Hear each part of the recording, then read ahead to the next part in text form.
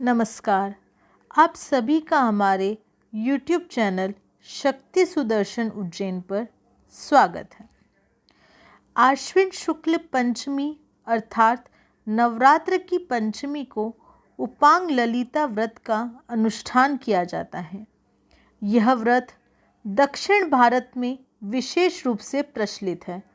उत्तर भारत में इसका प्रचार कम है। इस व्रत में आदि शक्ति भगवती की धन संतान सुख समृद्धि की कामना से पूजा उपासना की जाती है। इसकी विधि इस प्रकार है। प्रातःकाल नित्य कर्म से निवृत्त होकर अपामार्ग चिड़चिड़ा की दातुन करे और स्नान कर व्रत को पूरा करने का संकल्प ग्रहण करे। मंडप में देवी की प्रतिमा अथवा चित्र की स्थापना कर उसका षोडश उपचार से पूजन करे।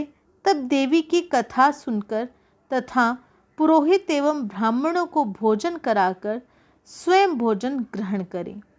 रात में यथाशक्ति जागरण करते हुए भजन कीर्तन करे और दूसरे दिन प्रातःकाल पुनः पूजन कर देवी की प्रतिमा का विसर्जन करें।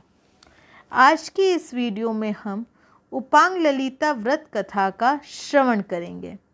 इस वीडियो को अंत तक ज़रूर देखें और अगर आप हमारे इस चैनल पर नए हैं तो चैनल को सब्सक्राइब ज़रूर करें और बेल आइकन को दबाएं ताकि आने वाली वीडियोस की नोटिफिकेशन आपको मिलती रहे।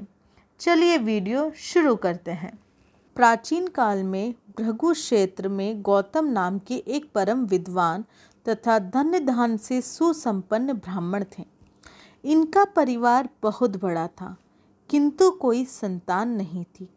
वृद्धावस्था में अनेक उपायों द्वारा 2 पुत्र हुए, जिनमें से एक का नाम श्रीपति तथा दूसरे का गौपति था।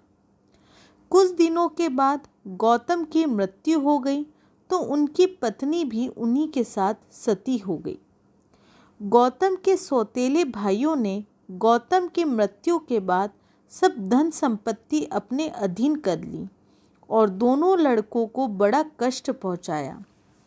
लड़कों से जब कष्ट नहीं सहा गया तो एक दिन बिना किसी से कुछ कहे ही वे घर से बाहर निकल पड़े और उत्तर दिशा की ओर चल पड़े। खाने पीने को कुछ था नहीं। बेचारे मांग जांचकर पेट भरते हुए विशाला नामक नगरी में पहुँचे।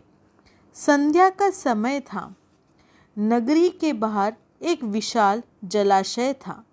वहीं पर दोनों ने रात काटी और फिर नगरी में प्रवेश किया। नगरी में उनकी भेंट विवेक नामक एक विद्वान ब्राह्मण से हुई, जो अपनी विद्या और दयालुता के कारण बहुत प्रसिद्ध थे। विवेक ने इनका विधिवत सत्कार किया और संतुष्ट होकर उनके घर द्वार का वृत्तांत पूछा। बड़े भाई श्रीपति ने विवेक से अपना सब वृत्तांत कह सुनाया, जिसे सुनकर वह बहुत द्रवित हुए और अपने यहाँ रखकर अपने अन्य शिष्यों के साथ इन्हें भी शिक्षा देने लगे। विवेक के आश्रम में रहते हुए श्रीपति तथा गोपति ने जब शरद ऋतु आने पर आचार्य द्वारा उपांग ललिता व्रत का सविधि अनुष्ठान करते देखा तो उन्हें भी जिज्ञासा हुई। विवेक ने उन्हें इस व्रत के अनुष्ठान की सब विधि बतला दी। फिर तो वे दोनों भी इसका विधिवत अनुष्ठान करने लगे। इसके पुण्य प्रभाव से उन्हें अल्पकाल में ही सब विद्या प्राप्त हो गई और वे प्रकांड पंडित बन गए। विवेक ने अपनी प्रिय पुत्री गुणवती का विवाह श्रीपति के साथ कर दिया। कुछ दिनों बाद दोनों भाइयों ने अपनी पितृभूमि जाने की आज्ञा चाही, तो विवेक ने शुभ मुहूर्त में अपनी पुत्री तथा इन दोनों भाइयों के साथ स्वयं उनकी जन्मभूमि की ओर प्रस्थान किया।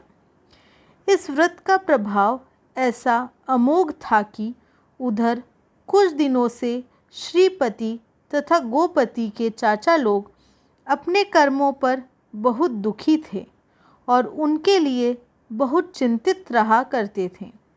उन्होंने इनको ढूंढने का भी बहुत तरह के उपाय किए थे, किंतु सफलता नहीं मिली। संयोगता जब इधर से विवेक पंडित इन्हें लिवाकर जा रहे थे तो मध्य मार्ग में ही उनके चाचा लोगों से इन सब की भेंट हो गई। वे परम प्रसन्न हुए और दोनों भाइयों को अंगों में लपेटकर अपने कुकृत्य पर पश्चाताप प्रकट करने लगे। अंत में श्रीपति तथा गोपति को अपने पैतृक अधिकार भी वापस मिले तथा दोनों बड़े सुख से जीवन बिताने लगे। कुछ दिनों बाद गोपति का विवाह भी हो गया और दोनों भाई अलग अलग रहने लगे। संयोग की बात, श्रीपति तो अपने सदा चरणों पर स्थिर रहे, किंतु गोपति अपनी सुंदरी पत्नी के मोह जाल में फंसकर विलासी बन गए। थोड़े ही दिनों में वह निर्धन हो गए और सब धन संपत्ति नष्ट कर दी। श्रीपति अपने सदा चरणों से पूर्ववत श्री संपन्न ही नहीं रहे, वरन उत्तरोत्तर अधिक श्री संपन्न होते गए, जबकि गोपति की दशा अत्यंत दयनीय बन गई। फिर तो गोपति अपने बड़े भाई की कृपा का भिखारी बन गया। श्रीपति के यहाँ प्रतिदिन पूजन, हवन, ब्राह्मण भोजन आदि होते थे। गोपति भी अपनी पत्नी के साथ वहीं भोजन करता। एक दिन गोपति को जाने में कुछ देर हो गई। ब्राह्मणों की पंक्ति भोजनार्थ बैठ गई थी, तब गोपति पहुँचे। क्षुधार्त होने के कारण वे भंडार के समीप ही बैठ गए। तब गुणवती ने इन्हें वहाँ बैठने से रोका और कहा कि यहाँ बैठने से सारा भंडार झूठा हो जाएगा। उसने थोड़ी देर रुककर पंक्ति के बाद इनसे भोजन करने के लिए कहा। गोपति की स्त्री भी वहाँ मौजूद थी। इसे असहनीय अपमान समझकर गोपति अपनी पत्नी के साथ श्रीपति के घर से उठकर बाहर चले आए। घर आने पर गोपति ने पत्नी से कहा, जिस महान व्रत के प्रभाव से हमने अपूर्व संपदा और सुख साधन प्राप्त किए थे, उसे प्रमादवश छोड़ देने के कारण ही हमारी यह दुर्दशा हुई है, जबकि भाई बराबर उसका अनुष्ठान करते हैं। उसी के अमोघ प्रभाव से वह सब प्रकार से सुखी है। अब हमें भी इस व्रत का विधिवत अनुष्ठान करना होगा।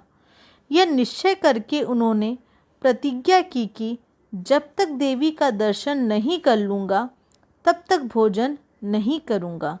यह कहकर वह देवी के दर्शनार्थ घर से निकल पड़े। उनकी स्त्री भी भूखी बैठी रह गई। जब श्रीपति को गोपति के घर से बाहर जाने का समाचार मिला तो वे दुखी हुए और उनका बहुत कुछ पता भी लगवाया, किंतु सफलता नहीं मिली। इधर गोपति देवी को ढूंढते हुए 5-6 दिनों तक वन में भटकता रहा, किंतु दर्शन नहीं हुए। अंत में भूख और प्यास से बेहोश होकर गिर पड़े। भक्तों पर कृपा रखने वाली आदि शक्ति गोपति की भक्ति से द्रवित हो उठी। उनकी कृपा से थोड़ी देर बाद जब गोपति को होश हुआ तो उन्होंने एक गोप को गौएं चराते देखा। उसे अपने शरीर में शक्ति का अनुभव भी हुआ। वह उठकर गोप के समीप पहुँचे और उससे देश का नाम पूछा।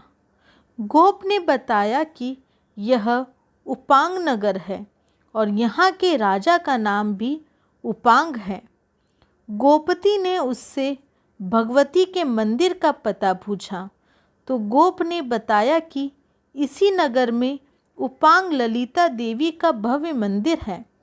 गोपति यह सुनकर परम प्रसन्न हुए और वहाँ से तुरंत दौड़कर देवी के मंदिर में पहुंचकर उनका दर्शन किया और बड़ी श्रद्धा तथा भक्ति से उनकी प्रार्थना की। दर्शन के बाद देवी का प्रसाद ग्रहण कर उस दिन उन्होंने वहीं रहकर बिताया। रात में जब गोपति सो गए तो स्वप्न में उन्हें देवी ने आदेश दिया कि तुम नगर के राजा उपांग के समीप जाकर प्रार्थना करो कि मुझे देवी जी के खड़ग की मियान पूजा के लिए दे दे। जब तुम्हें मियान मिल जाए तो उसे लेकर तुम अपने घर चले जाओ। उसकी विधिवत पूजा करने से तुम्हें अभीष्ट सिद्धि मिलेगी। प्रातःकाल होने पर गोपति ने देवी का आदेश पूरा किया। राजा उपांग के समीप जाकर उन्होंने देवी के खड़ग की मियान मांग ली और उसे लेकर देवी का दर्शन कर अपने पुर का मार्ग ग्रहण किया। देवी के कथन अनुसार थोड़े ही दिनों में उस मियान पूजन से गोपति भी अपने भाई श्रीपति के समान ही धन्य धान्य संपन्न हो गए और नियम पूर्वक प्रतिवर्ष देवी की पूजा करने लगे। देवी की पूजा के प्रभाव से गोपति को भी एक सुंदर कन्या उत्पन्न हुई, जिसका नाम दंपति ने ललिता रखा। ललिता बड़ी लाडली थी, इकलौती बेटी थी। जब वह कुछ बड़ी हुई तो देवी के खड़ग की उस मियान को लेकर वह खेलने लगी और कभी कभी उसे खेलते हुए वह बाहर भी ले जाने लगी। प्यारवश गोपति और उनकी पत्नी कुछ न बोलते। एक दिन ललिता अपनी सहेलियों के साथ गंगा जल में क्रीड़ा कर रही थी कि उसने एक शव को बहते हुए देखा। उसे क्रीड़ा सूझी, शव को खींचकर बाहर ले आई। संयोग से उसके हाथ में उक्त मियान थी। उसने अपने हाथों उस शव पर जल छिड़का। देवी की कृपा शव सर्प से डसे हुए मनुष्य का था। वह जीवित हो उठा। सखियों समेत ललिता उसे जीवित देखकर परम प्रसन्न हुई। ललिता उसे अपने घर लिवा ले गई। वह परम सुंदर तथा गुणी ब्राह्मण कुमार था। उसका नाम था गुणनिधि। अच्छी जोड़ी देखकर गोपति और उसकी पत्नी ने ललिता का विवाह उसी के साथ संपन्न कर दिया। कुछ दिनों बाद गुणनिधि ललिता को लिवाकर अपने घर चला गया। ललिता अपने साथ देवी के खड़ग की वह मियान भी लेती गई, जिसके प्रभाव से गुणनिधि थोड़े ही दिनों में धनाढ्य हो गया। किंतु इधर गोपति पुनः पूर्वत निर्धन बन गए। उसके बाद बड़े भाई श्रीपति ने गोपति को पुनः वही व्रत करने की सम्मति दी, जिसे वह विवेक गुरु के आश्रम में किया करते थे। गोपति ने उपांग ललिता देवी के उक्त व्रत का पुनः पालन करना आरंभ कर दिया, जिसके प्रभाव से वह शीघ्र ही धन्य धान्य से पुनः सुसंपन्न हो गए और उन्हें पुत्र रन की भी प्राप्ति हुई। ललिता देवी के इस व्रत के महात्म्य से उनका दोनों जीवन सफल हो गए। आपको ये वीडियो कैसी लगी कमेंट बॉक्स में ज़रूर बताएं और हमारे चैनल को सब्सक्राइब करें और बेल आइकन को दबाएं। जय श्री महाकाल।